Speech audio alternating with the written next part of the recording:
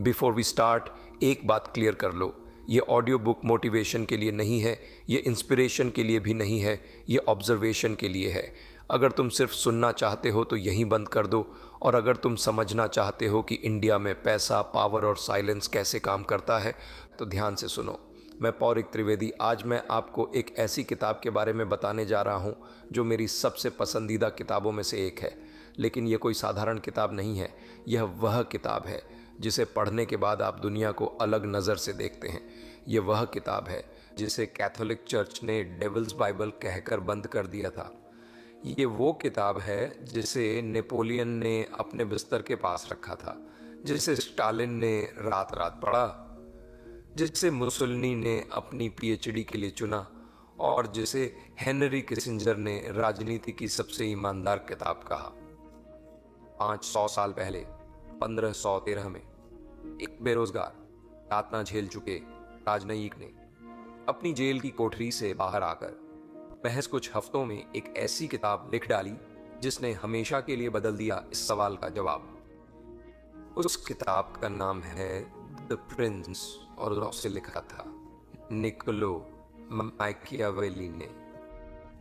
यह किताब नैतिकता के बारे में नहीं है, यह अच्छा इंसान बनने के बारे में नहीं है, यह राजनीतिक शुद्धता के बारे में नहीं है, यह उस चीज के बारे में है जिसके बारे में कोई खुलकर बात नहीं करता लेकिन हर कोई जानता है। शक्ति का खेल, असली खेल, गंदा खेल, वो खेल जो आज भी इसी पल दिल्ली में, वॉशिंगटन में, बीजिंग में और आपकी अपनी कंपनी के बोर्डरूम में खेला जा रहा है। और आज मैं आपको इस किताब के 9 सबसे खतरनाक, सबसे शक्तिशाली नियम बताने वाला हूं। वो नियम जो आपको कोई स्कूल नहीं सिखाता, वो नियम जिन्हें जानकर आप या तो डर जाएंगे या फिर समझ जाएंगे कि दुनिया सच में कैसे चलती है। तो अगर आप तैयार हैं इस अंधेरे, खतरनाक लेकिन बेहद जरूरी सफर के लिए, तो चलिए शुरू करते हैं। नियमों में जाने से पहले मैं आपको थोड़ा संदर्भ देता हूं। निकोलो मैकियावेली जन्म सन 1469 में फ्लोरेंस, इटली में हुआ था। वह किसी शक्तिशाली परिवार में पैदा नहीं हुए थे। वह इतालवी इतिहास की सबसे अराजक अवधियों में से एक के दौरान एक राजनयिक और सिविल सेवक थे। उस समय इटली एक एकीकृत देश भी नहीं था। यह प्रतिस्पर्धी नगर राज्यों में विभाजित था जो लगातार एक दूसरे से लड़ रहे थे, जबकि फ्रांस और स्पेन जैसी विदेशी शक्तियां इतालवी राजनीति पर आक्रमण और हेरफेर कर रही थीं। मैकियावेली ने 14 साल तक फ्लोरेंटाइन गणराज्य की सेवा की, राजनयिक के रूप में पूरे यूरोप में यात्रा की, राजाओं, राजकुमारों और शक्तिशाली खिलाड़ियों को करीब से देखा। लेकिन सन 1512 में सब कुछ बदल गया। मेडिसी परिवार, जो यूरोप के सबसे शक्तिशाली बैंकिंग राजवंशों में से एक था, ने गणराज्य को उखाड़ फेंका और फ्लोरेंस पर नियंत्रण कर लिया। मैकियावेली को तुरंत निकाल दिया गया। बदतर उन्हें गिरफ्तार किया गया, कैद किया गया और यातना दी गई क्योंकि नई सरकार को उन पर साजिश का संदेह था। रिहाई के बाद बेरोजगार और राजनीति में वापस आने के लिए बेताब उन्होंने सन 1513 में द प्रिंस लिखी और इसे लोरेंजो द मेडिसी को समर्पित किया, उम्मीद में कि वह पक्ष जीत सकें और नौकरी सुरक्षित कर सकें। यह किताब उनके जीवन काल में कभी प्रकाशित नहीं हुई। यह उनकी मृत्यु के 5 साल बाद सन 1532 में सामने आई और इसने दुनिया को हिला दिया। क्यों? क्योंकि मैकियावेली ने वह कहा जो सब सोचते थे लेकिन कोई कहता नहीं था। जबकि उनके समय के अन्य दार्शनिक आदर्श सरकारों, परफेक्ट शासकों और नैतिक गुणों के बारे में लिख रहे थे, मैकियावेली ने शक्ति की ठंडी, कठोर वास्तविकता के बारे में लिखा। उन्होंने सभी ईसाई नैतिकता, सभी आदर्शवाद को हटा दिया और एक सरल सवाल पूछा, सत्ता हासिल करने और उसे बनाए रखने के लिए वास्तव में क्या चाहिए? उनका जवाब क्रूर, व्यावहारिक और ईमानदार था और इसीलिए लोग आज भी इसे पढ़ते हैं। अब चलिए समझते हैं द प्रिंस से 9 सबसे महत्वपूर्ण नियमों को। Rule 1, it's better to be feared than loved. ये प्रोबेबली पूरी बुक से सबसे फेमस कोट है। शक्तिशाली ऐतिहासिक नेताओं की छवियां, यह शायद पूरी किताब से सबसे प्रसिद्ध उद्धरण है। मैकियावेली पूछते हैं, क्या एक राजकुमार के लिए प्रेम किया जाना बेहतर है या भय का पात्र होना? उनका जवाब, भय का पात्र होना बेहतर है। अब इससे पहले कि आप सोचें कि यह सिर्फ शुद्ध अत्याचार है, मुझे उनके तर्क को समझाने दें। मैकियावेली कहते हैं कि आदर्श स्थिति दोनों होना है, प्रेम और भय दोनों। लेकिन अगर आपको एक चुनना है तो भय सुरक्षित है। क्यों? क्योंकि प्रेम चंचल है। लोग आपसे तब प्रेम करते हैं जब चीज़ें अच्छी चल रही होती हैं, जब आप उन्हें वह दे रहे होते हैं जो वे चाहते हैं। लेकिन जिस क्षण आप विपत्ति का सामना करते हैं, जिस क्षण आपको उनसे कुछ चाहिए, वह प्रेम गायब हो जाता है। मैकियावेली के शब्दों में लोग कृतघ्न, चंचल, झूठे और धोखेबाज, खतरे से बचने वाले, लाभ के लिए लालची हैं। दूसरी ओर भय स्थिर है। सजा का भय कभी दूर नहीं होता। यह परिस्थितियों या मनोदशा पर निर्भर नहीं करता। यह विश्वसनीय है। लेकिन यहाँ महत्वपूर्ण बारीकी है। आपको घृणा किए बिना भय का पात्र होना चाहिए। अगर लोग आपसे घृणा करते हैं तो वे अंततः विद्रोह करेंगे। वे आपको उखाड़ फेंकने के लिए जोखिम उठाएंगे। लेकिन अगर वे आपका सम्मान करते हुए आपसे डरते हैं तो वे परेशानी पैदा किए बिना पालन करेंगे।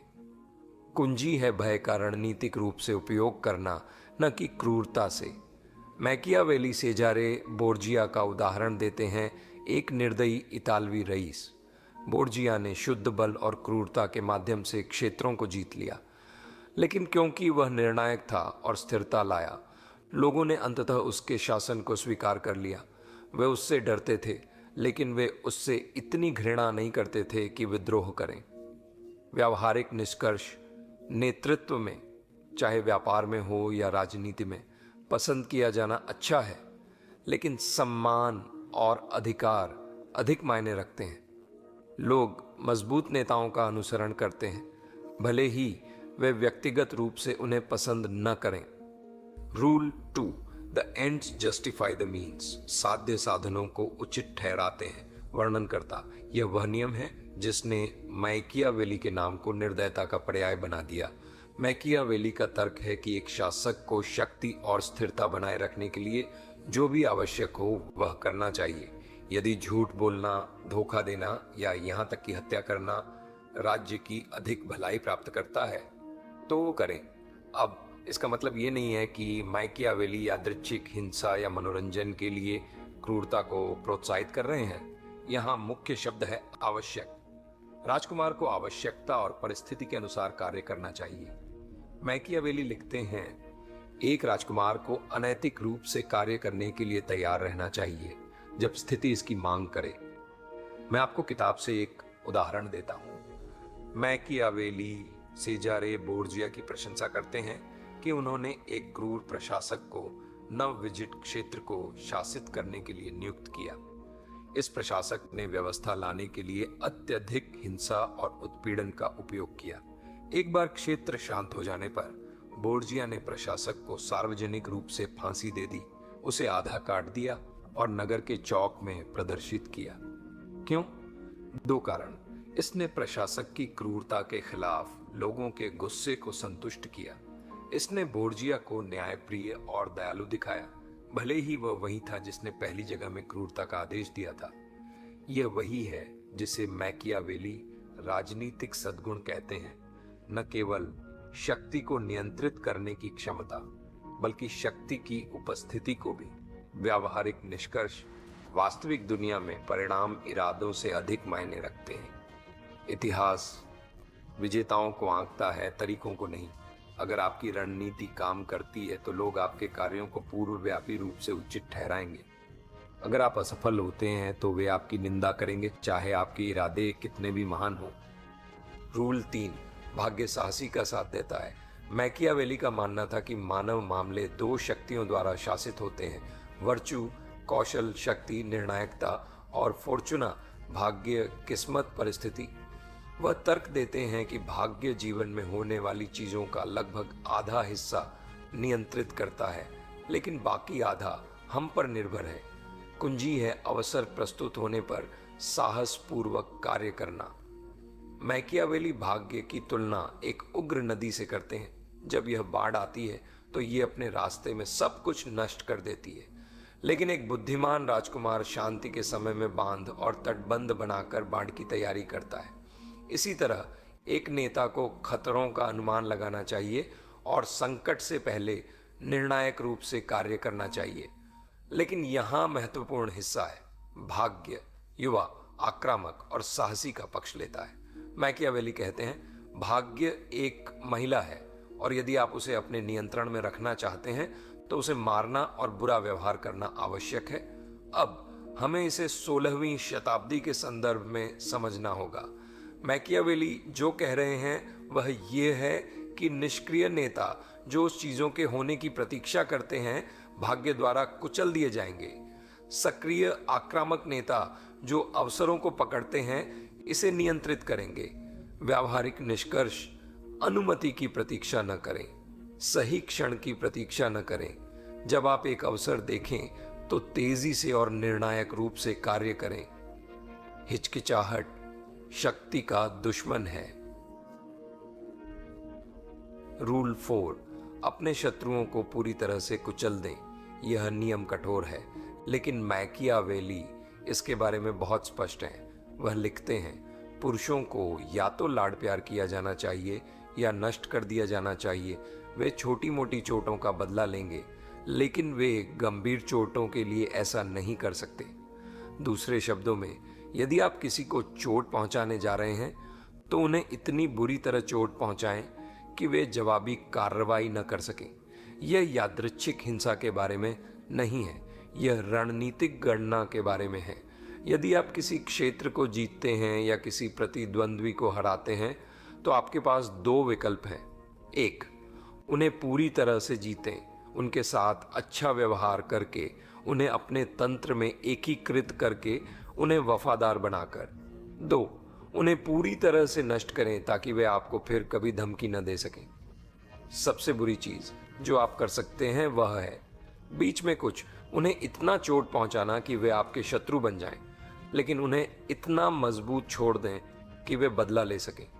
मैकियावेली एक ऐतिहासिक उदाहरण देते हैं। जब रोमनों ने विदेशी क्षेत्रों को जीत लिया तो उन्होंने या तो लोगों को सहयोगी बनाया या शासक परिवारों को पूरी तरह से समाप्त कर दिया। उन्होंने कभी भी संभावित प्रतिद्वंद्वियों को जीवित नहीं छोड़ा कि वे उनके खिलाफ साजिश रचें।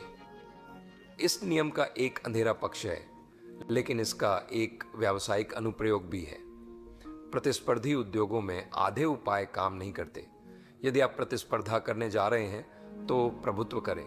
यदि आप बातचीत करने जा रहे हैं तो या तो एक मजबूत साझेदार बनाएं या प्रतिस्पर्धा को समाप्त करें। घायल शत्रु न बनाएं। व्यावहारिक निष्कर्ष, जब खतरों या प्रतिस्पर्धा से निपटते हैं तो निर्णायक बने।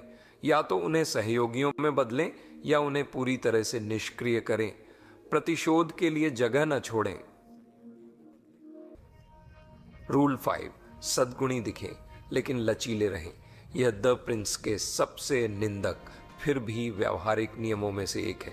मैकियावेली कहते हैं कि एक राजकुमार को दयालु, वफादार, ईमानदार, मानवीय और धार्मिक दिखाना चाहिए, लेकिन जब आवश्यक हो तो विपरीत कार्य करने के लिए तैयार रहना चाहिए। क्यों? क्योंकि लोग दिखावे से न्याय करते हैं। वे वही देखते हैं जो आप उन्हें दिखाते हैं, न कि आप वास्तव में कौन हैं। जैसा कि मैकियावेली लिखते हैं, पुरुष आमतौर पर हाथ की तुलना में आंख से अधिक न्याय करते हैं, क्योंकि यह हर किसी को आपको देखने से संबंधित है, कुछ को आपके संपर्क में आने से। दूसरे शब्दों में, हर कोई आपकी सार्वजनिक छवि देख सकता है, लेकिन बहुत कम लोग वास्तव में असली आपको जानते हैं। तो छवि को नियंत्रित करें। मैकियावेली राजकुमार को एक महान झूठा और धोखेबाज बनने की सलाह देते हैं, इसलिए नहीं कि झूठ बोलना अच्छा है, बल्कि इसीलिए कि शक्ति बनाए रखने के लिए यह आवश्यक है। और यहाँ कुंजी है, पुरुष इतने सरल दिमाग वाले और अपनी तत्काल ज़रूरतों पर इतने केंद्रित हैं कि उन्हें धोखा देना आसान है। लेकिन आपको सावधान रहना होगा। आप बस यादृच्छिक रूप से झूठ नहीं बोल सकते। आपको सद्गुण का भ्रम बनाए रखना होगा। आपको एक अच्छे व्यक्ति की तरह दिखना चाहिए, भले ही आप बुरी चीज़ें कर रहे हों। मैकियावेली विशेष रूप से धार्मिक दिखने पर जोर देते हैं, भले ही आप ना हो। रेनेसां इटली में ईसाई विश्वास अच्छाई का पर्याय था। एक राजकुमार जो धर्म को अस्वीकार करता है उसे बहिष्कृत किया जाएगा। तो भले ही आप विश्वास न करें, ऐसा व्यवहार करें जैसे आप करते हैं। व्यावहारिक निष्कर्ष, प्रतिष्ठा प्रबंधन सब कुछ है।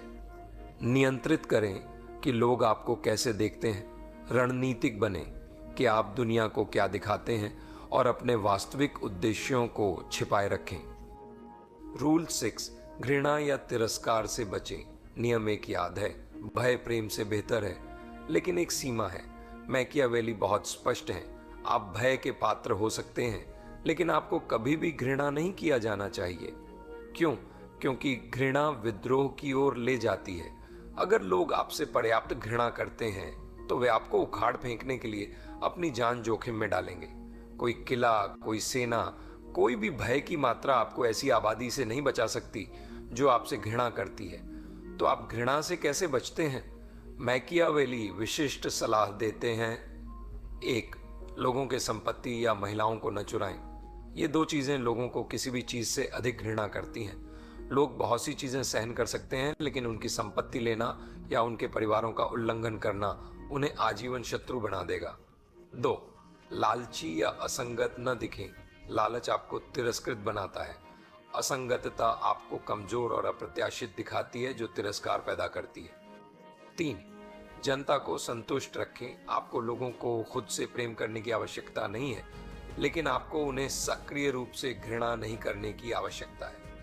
जब तक वे यथोचित संतुष्ट हैं, वे विद्रोह नहीं करेंगे। मैकियावेली यह भी कहते हैं कि साजिशों के खिलाफ सबसे अच्छी सुरक्षा लोगों की सद्भावना है। अगर जनता आपका समर्थन करती है तो साजिशकर्ता कार्य नहीं करेंगे, क्योंकि वे जानते हैं कि वे असफल होंगे। लेकिन अगर लोग आपसे घृणा करते हैं तो हर साजिश खतरनाक हो जाती है। व्यावहारिक निष्कर्ष, आप कठोर हो सकते हैं, आप मांग कर सकते हैं, लेकिन क्रूर, लालची या अन्यायी के रूप में देखे जाने की रेखा को पार न करें। आपका अधिकार लोगों से स्वीकृति के आधारभूत स्तर पर निर्भर करता है। रूल 7, अपनी खुद की सेना बनाएं। मैकियावेली द प्रिंस के कई अध्यायों को सैन्य मामलों के लिए समर्पित करते हैं और उनका संदेश सरल है। कभी भी भाड़े के सैनिकों या उधार के सैनिकों पर भरोसा न करें। अपनी खुद की सेना बनाएं। क्यों? क्योंकि भाड़े के सैनिक पैसे के लिए लड़ते हैं, वफादारी के लिए नहीं। वे कायर हैं।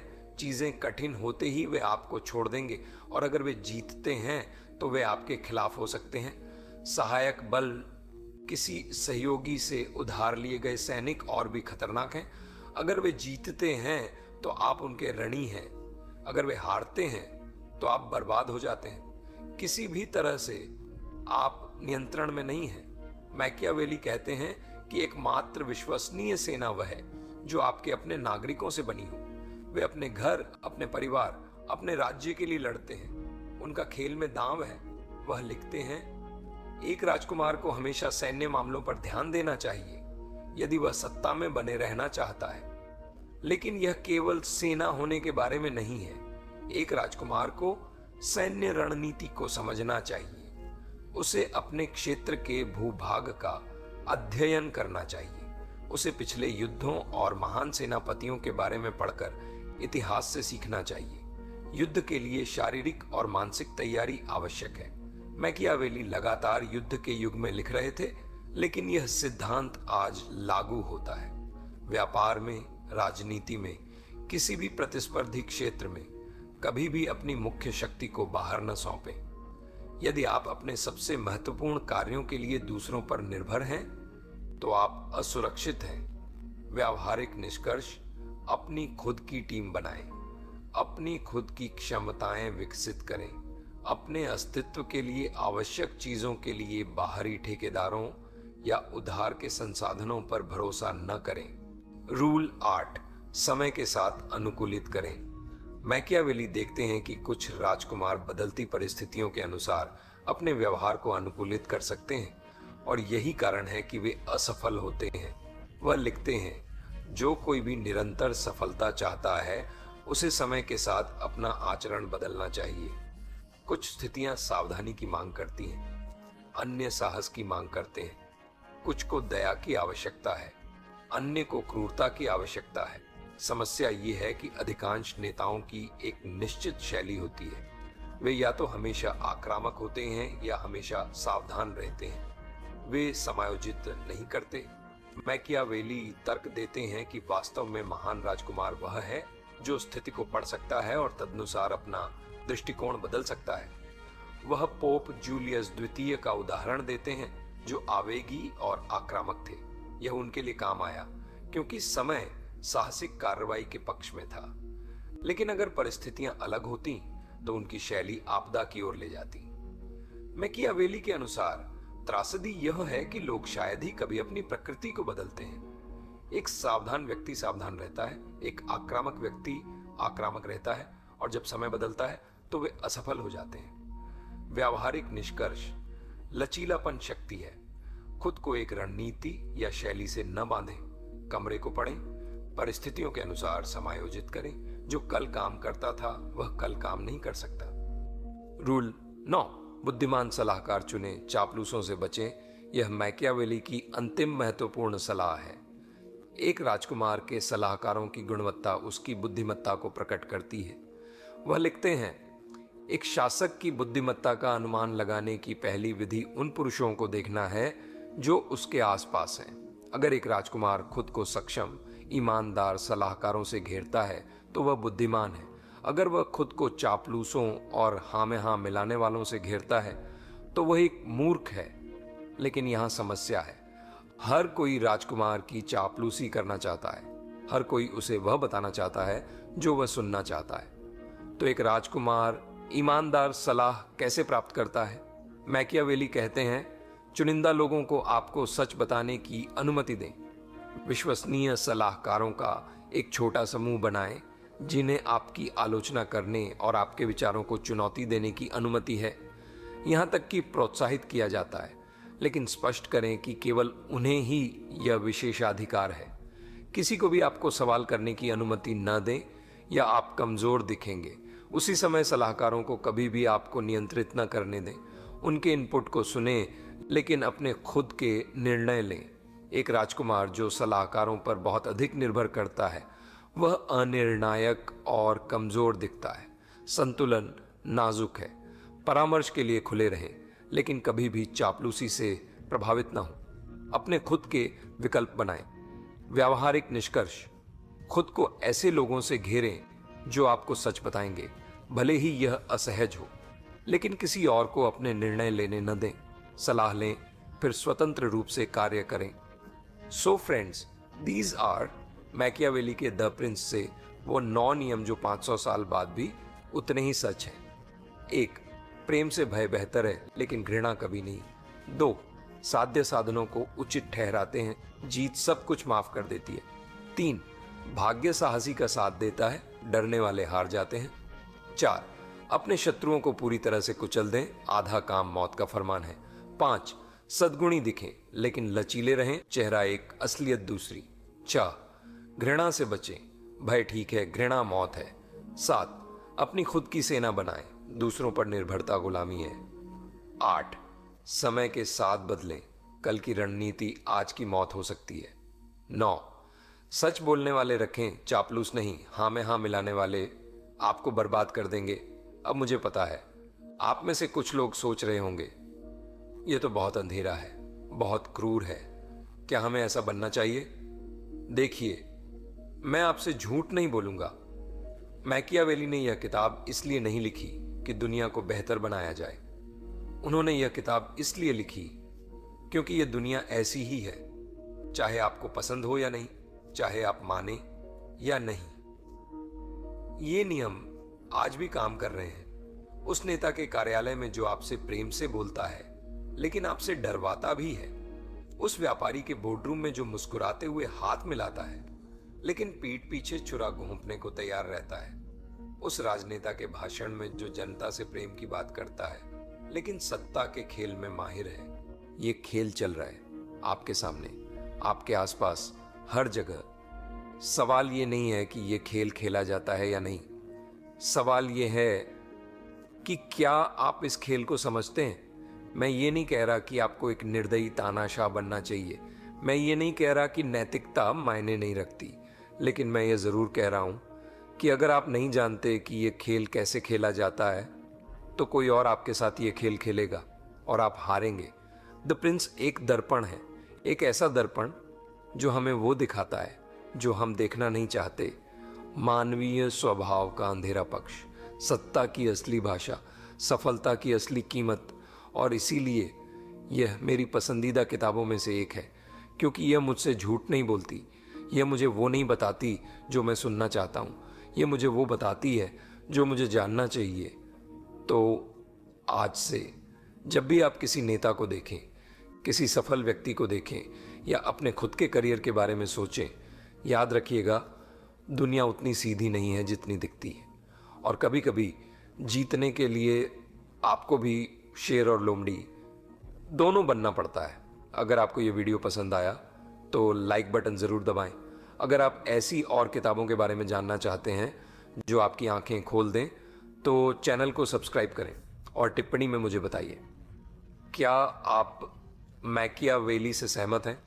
क्या आप इन नियमों को अपनी ज़िंदगी में इस्तेमाल करेंगे या फिर आप एक अलग रास्ता चुनेंगे? मुझे आपके विचार जानने हैं। याद रखिए दोस्तों, ज्ञान ही शक्ति है, लेकिन ज्ञान का इस्तेमाल कैसे करते हैं यह आपका चरित्र है। तो समझदारी से चुनिए। मिलते हैं अगले वीडियो में, तब तक के लिए खेल को समझिए, खिलाड़ी को नहीं। धन्यवाद। हर कोई देखता है कि आप क्या दिखते हैं, बहुत कम लोग जानते हैं कि आप असल में क्या हैं।